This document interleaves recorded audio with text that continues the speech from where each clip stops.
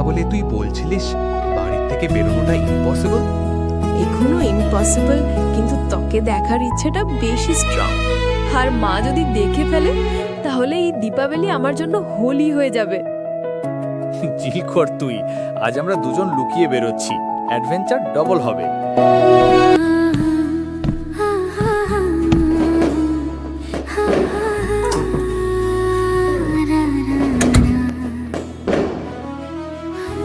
তোর ড্রেসটা দেখে মনে হচ্ছে কেউ কি ইমপ্রেস করতে এসেছিস?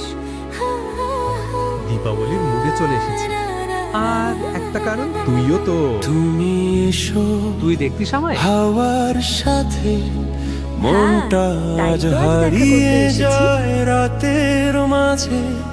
দীপের আলো চোখে খেলে তুমি ছুঁয়ে দিলে হৃদয় জোরে।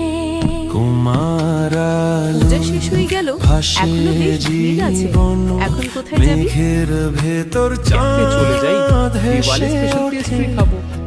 তোমার পেস্ট্রি মানে প্রপোজ করার প্ল্যান এখানে? এই রোদ কি? তোকে কে বলেছে? দীপের আলো তোর ফ্রেন্ড বলছিল এই দীপাবলিই তো করে দে প্রপোজ। তাহলে আজ বলেই দে, এই দীপাবলির আলোর মতো আমাদের গল্পটাও ঝলকে উঠুক। ভাসে জীবন। আমি শুধু এটা বলতে চাই, যখন তুই আমার পাশে থাকিস সবকিছু কেন জানি ইজি হয়ে যায়। তুই এই সব ভাবিস আমার জন্য, আর ভাবিস আমি কিছুই ফিল করি না রে পাগল তোর জন্য।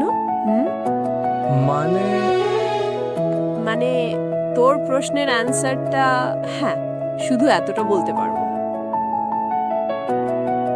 জানিস, আজ মনে হচ্ছে দীপাবলি শুধু আলো নয়, একটা শান্তিও এনেছে। আমার শুধু একটাই ইচ্ছা, এই রাতটা মনে থাকুক, কিন্তু কোনো দোষের ভয় ছাড়া। প্রমিস, পরের দীপাবলি আর লুকিয়ে নয়, বাড়িতে বলে বেরোতে যাবে। দেখি বাড়ির লোক যদি বাঁচিয়ে রাখে তাহলে নিশ্চয়ই।